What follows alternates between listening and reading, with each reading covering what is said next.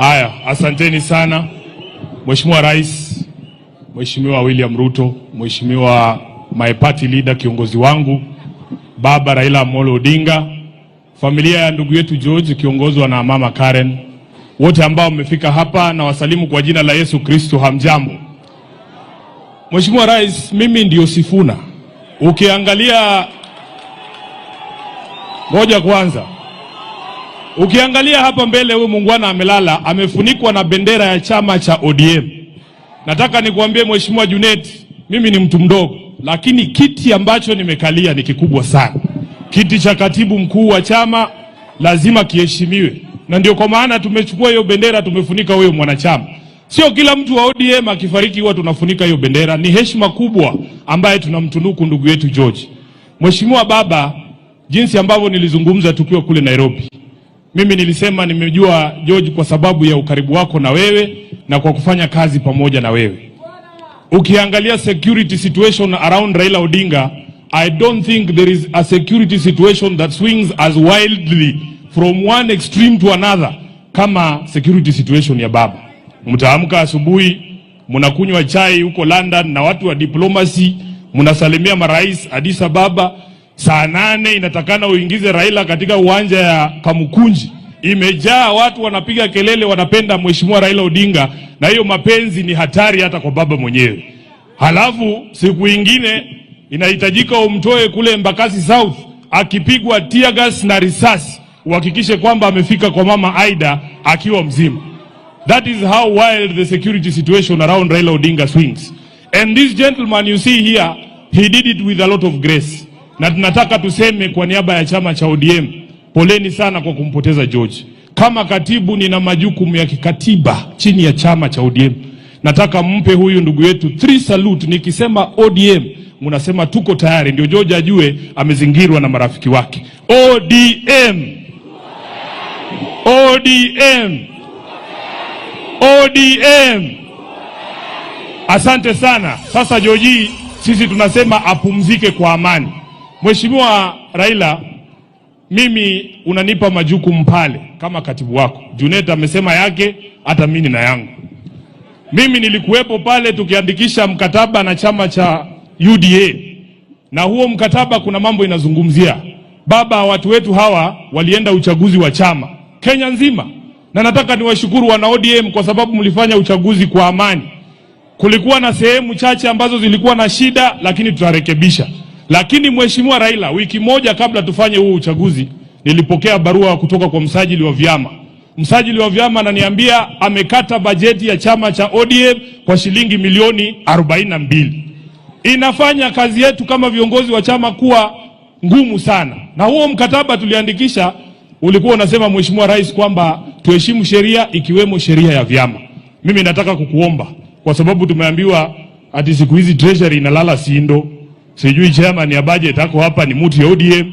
Mheshimiwa Junet, wakati unaangalia hiyo mabudget, tafadhali wekea wanachama wa ODM pesa yao chini ya sheria vile ambavyo inahitajika. Jambo la pili Mheshimiwa Raila, chini ya huo mkataba tulisema county zetu zipate 450 billion Kenya shillings. Nimesikia fununu Junet, nyinyi mnapendekeza kwenye National Assembly 405. Tulisema 450, sio 405. Tafadhali kaa urekebishe hapo, mambo itakuwa sawa. Ya mwisho Mheshimiwa Rais, Bishop ametuambia hapa kwamba kazi yako ni ngumu sana. Na mimi nakubaliana na yeye, hata mimi saa nyingine huwa najiuliza vile wewe unalala. Lakini kuna zingine Mheshimiwa Rais, wanasema Waswahili mwiba wa kujidunga hauambiwi pole. Kuna watu kwa serikali yako kazi yao ni kushika handball kila siku. Sasa kama hii drama yote tumeona Nakuru, ati watoto wanakatazwa kufanya mchezo, sijui wanapigwa tear gas, sijui wanafukuzwa. Hiyo ni mwiba wa kujidunga Mheshimiwa Rais. Wale ambao wanahusika na kufanya kazi yako ikuwe ngumu, read them the riot act kwa sababu tunajua kazi yako ni ngumu zaidi, wasifanye ikuwe ngumu zaidi. Kwa hayo mengi nasema asanteni sana na Mungu amlaze George mahali pema peponi. Thank you. Erokamana nya Gladys. Akene loro nyadiboro no to tiende ango. Mano to kisungu mane. Anadwa wacho matina henya nikech seche osedhi. Your Excellency the President, this man we are burying today was a freedom fighter. He was not just a security for Raila Amolo Odinga. George was a freedom fighter. And you have been shown the veterans who were arrested at that time and taken to committee for nearly a year. I am proud to say today that I acted for them when they were charged with murder.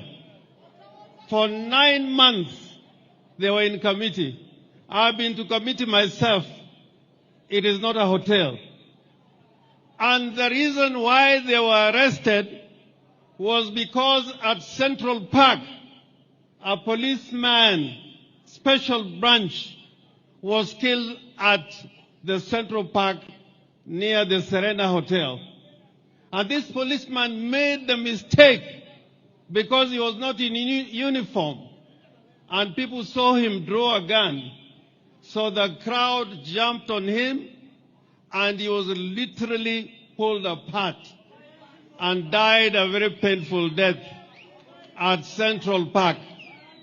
Now, instead of doing proper investigations, what the police did was to look at the people who attended that rally, and they were looking at people who were generally with Raila Amolo Odinga or Jaramogi at that time, and that is why they were arbitrarily arrested. Even my own driver, who is here, Michael Kuma, was also arrested. There's a young man I've known for years in the street, known as Dod Kenyatta. He was there. Lumumba Owade, who had just spoken, was there. There were nearly 9 of them. Your Excellency, what helped that case was there was a policeman who recorded his statement in English. And then when we went to court, after he had been sworn to say the truth and nothing but the truth, when he was shown the statement and asked which language he was going to speak in, and he said he is going to speak in Swahili. Unfortunately, his statement was in English. So when I started asking him questions in English, the judge then, Okubasu, insisted that he must answer in English. That there cannot be a policeman who was a superintendent of police who did not understand the English language. So every time I put him a question and read his statement, all the time he was saying, hiyo si mambo yangu, mimi sikusema hiyo. So ujinga ya huyo polisi ndio ilifanya hawa wenzetu wakatoka katika jela. They were found innocent. But the worst thing is that they were charged with murder. And this man would have been hanged. Would have been hanged. And it was not just one day. Lumumba here, after 8 months, again he was arrested in Bungoma. And they said they had killed the son of the former member for Ibuye, Honorable Sambu. And I used to go to Bungoma every day, very early in the morning from Nairobi. 5 of them were charged during a by-election. Most of those young men died. The veterans who were taken to committee, nearly 3 of them are dead. But what am I trying to say? And you have said it before at one time, that the weaponization of the criminal justice system should stop. The police should not be used to make up trumped up charges. This young man at that time, he was in prison for 9 months on trumped up charges because he was a freedom fighter. And that's why he was being arrested and charged with the offense of murder. And I thank God that policeman, he wrote a statement in English, but somebody wrote it for him, And then when he was being questioned in court, he said no, he didn't know. There was a time when Jaramogi was called upon to go and give a statement at the CID concerning the death of Julie Ward. I think, Raila, you remember this because there's a young man who had gone into exile and had talked to Jaramogi. And Jaramogi made a statement. Instead of investigating that case, they now called Jaramogi to make the statement. And it was not an easy time at that time. So what I'm trying to say, let us build a society which is based on the Constitution and the rule of law. We can say many things. And me, I cannot be praise singing. Because we fought for a democratic constitution where people should talk. Where people should talk. Where people should talk. I was in parliament when people used to tell Moi that Moi hakuna mahali utaenda. You will be in power until the day you want to go. They told Moi, and I was in parliament at that time. There are only a few of us who said we cannot have this system of government. And Raila was the head at that time when Jaramogi had died, that we do not want that system of government. So I am asking you Kenyans, this constitution that we fought for, it is a very difficult document to keep. And if you keep on, song praising all the time, we will not have a country. So I urge you, tell your leaders the truth. Tell your leaders the truth. And know that even when, President, when you came here the first time, I was the only one who was here. I was the only one. I was here because I was convinced that institutions must work. A lot of my men, even Otiende here said he cannot come. I tried to persuade him. I was here alone with you because I don't praise, song praise. I believe that you are the president and we are going to talk. So this country will go to the dogs again if the kind of language I'm hearing here, you continue with that language. Please, when you have something being brought to Siaya, it is a matter of right.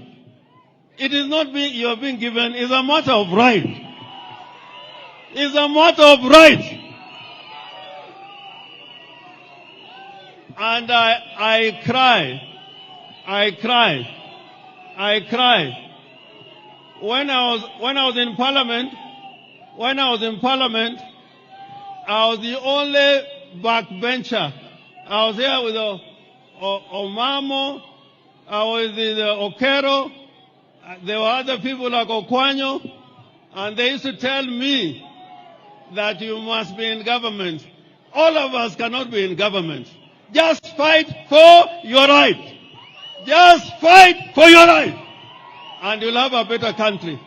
Asante sana kwa hayo machache. I call upon Raila Amolo Odinga to come and speak.